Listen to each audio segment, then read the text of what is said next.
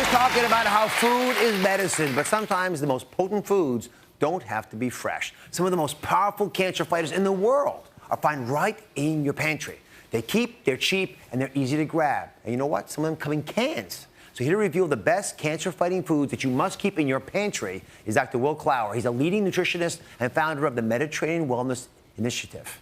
Thank you for joining us. Thank you. So talk to me a little bit about cancer-fighting foods and why you think they're so important to keep in our pantries. Well, it's critical. When I talk to people all over the country, what I find is that the number one problem they come up to me with is they'll say, I can't make good foods that's good for me because it's too expensive and it takes too long. The thing I love about this segment is that everything you have here are things that are cheap, they keep, like you said, and they're delicious too. All right.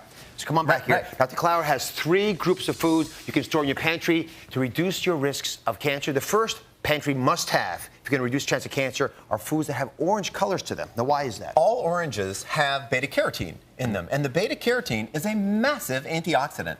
Antioxidants in your body, what they do is they clean up the toxins. They clean up the waste products of the cells in your body. It's kind of like the antioxidants, they're like the garbage men of your body.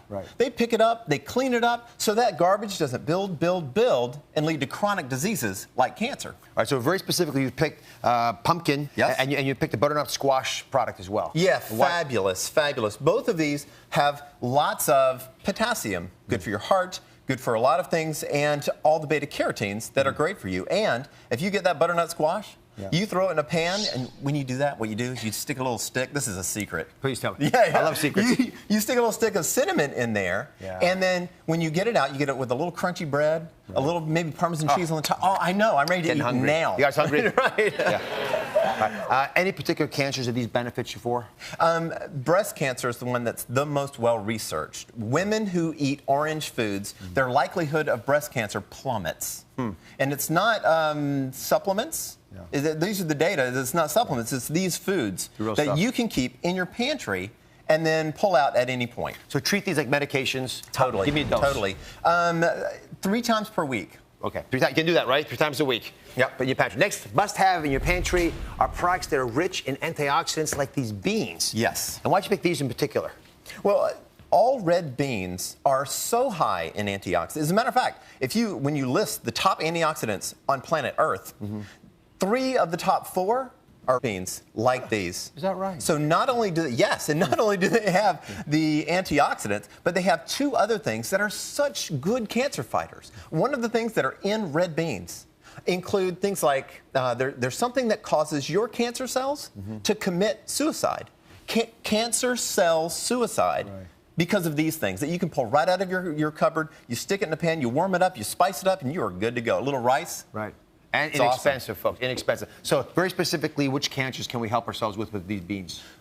Colon cancer and lung cancer. Oh, some of the biggest ones. Yeah, exactly. And again, give me a dose. They're medications. Give me a dose. These also are around 3 times per week, and you need to include these in some way. You can include them by throwing them in a chili. You can throw them in a stew, or you can just get the pintos and you can have them on the side as a quick, easy side dish for any meal. I'm going to pass these out afterwards. Okay, the last pantry must-have are cruciferous vegetables. Now, this was the one that we thought was going to be most challenging because most folks don't think about cruciferous vegetables. Some you keep in your pantry, but you have a solution. How's that possible? Well, it's cabbage. It has a lot of things that are good for you about cabbage, but when you ferment that cabbage, and that fermentation leads to sauerkraut, that main cancer-fighting molecule in the cabbage degrades, and you're thinking, oh, that's awful. It degrades, it's bad, but the thing it degrades into are 3 or 4 different cancer fighters.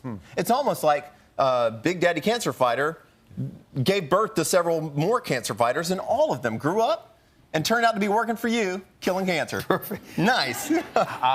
Specifically, what cancers again, and give me a rough amount per week we need to take. All fermented foods are good for preventing colon cancer, and this is no exception. In addition to colon cancer, this guy helps to also prevent other things like prostate cancer and breast cancer.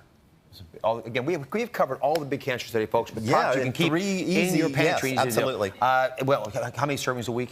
As often as you can get them. It's hard to get an upper limit. The problem with things like sauerkraut is that people don't know how to eat it anymore. They're thinking, sauerkraut, oh, I see, chili cheese dogs. And you're like, really? Chili is this, that's what? But you can have sauerkraut on any sandwich. It has a nice crunch, a nice snap, and it's got that acidity that breaks up the flavor. It's brilliant. And you can also have it by itself on the side. Yeah.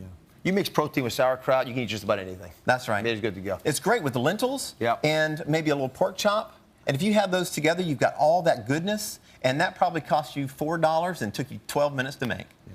Dr. Clower, thank you for the Pleasure. advice. Appreciate it very much. Thank you for watching. Don't forget to subscribe and turn on notifications so you never miss out on new videos to live the good life.